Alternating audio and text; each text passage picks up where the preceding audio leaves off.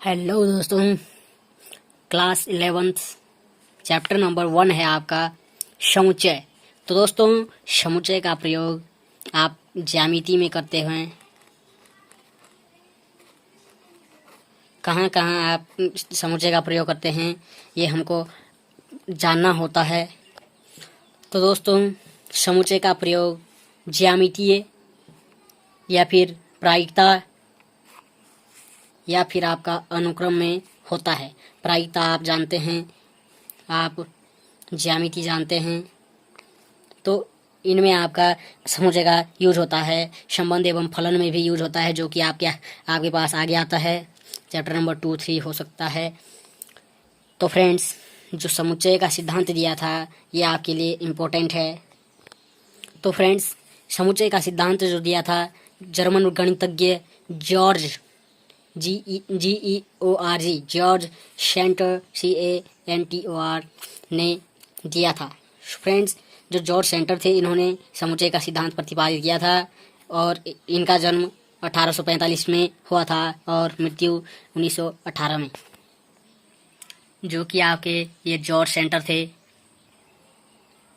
तो दोस्तों, समुच्चय आपका, जिसे कि आप सेट्स कह सकते हैं, इंग्लिश में सेट्स कहते हैं। तो समुच्चय की परिभाषा वस्तुओं के सुपरिभाषित संग्रह को समुच्चय कहते हैं। वस्तुओं के सुपरिभाषित संग्रह को एक समुच्चय कहते हैं। सो फ्रेंड्स, सुपरिभाषित मतलब होता है कि कोई भी वस्तुओं की संख्या जो होती है वो या उनका जो क्रम होता है उनको हम किसी ढंग में लिखते हैं, उसे आप समुच्चय कहते हैं। यदि हम किसी भी जनसंख्या को या किसी भी वस्तुओं को गिन सकते हैं या उनके बारे में मालूम कर सकते हैं, उनकी संख्या कितनी है, तो उनको हम समुच्चय में भी लिख सकते हैं। और जो अननोन होती हैं, असंख्य होती हैं, उनमें समुच्चय नहीं होता है। तो समुच्चय समझ में आ चुका होगा। समुच्चय को अंग्रेजी वर्णमाला के बड़े अक्षरों द्वारा दर्शाया जाता है, ये भी आपको मालूम होना चाहिए। तो ये जो समुच्चय है 1 2 3 4 ये आपके A के बराबर है, यानी अंग्रेजी वर्णमाला का बड़ा अक्षर दर्शाया जाता है समुच्चय के लिए। तो ये एक समुच्चय है और इसे A द्वारा दर्शाया गया है। तो फ्रेंड्स, समुच्चय यही होता है, बड़े अक्षरों द्वारा दर्शाया जाता है और सुपरिभाषित ढंग से एक तरीके से लिखा जाता है। किन्हीं आंकड़ों को जो कि ज्ञात किए जा सकते हैं, ऐसे आंकड़े जो ज्ञात किए जा सकते हैं उनको सुपरिभाषित ढंग से लिखने को ही समुच्चय कहते हैं। तो सुपरिभाषित संग्रह को समुच्चय कहते हैं। इस प्रकार समुच्चय होता है। और फ्रेंड्स, समुच्चय की खासियत होती है कि समुच्चय को इस कोष्ठक के अंदर लिखा जाता है, यानी इसको मंझला कोष्ठक कहते हैं और छोटा कोष्ठक ये होता है, बड़ा कोष्ठक ये होता है। तो फ्रेंड्स, समुच्चय में केवल मंझला कोष्ठक आपका यूज में आता है। फ्रेंड्स, तो मंझला कोष्ठक का यूज करेंगे समुच्चय लिखते समय। सो फ्रेंड्स, समुच्चय के उदाहरण, सेट्स के उदाहरण यानी समुच्चय के उदाहरण, 12 महीनों के नाम एक समुच्चय के रूप में लिखो।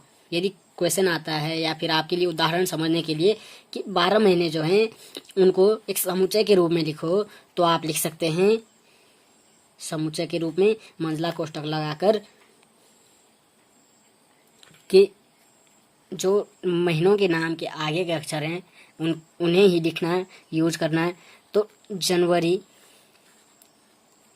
फरवरी, मार्च, अप्रैल, मई, जून, जुलाई, अगस्त, सितंबर,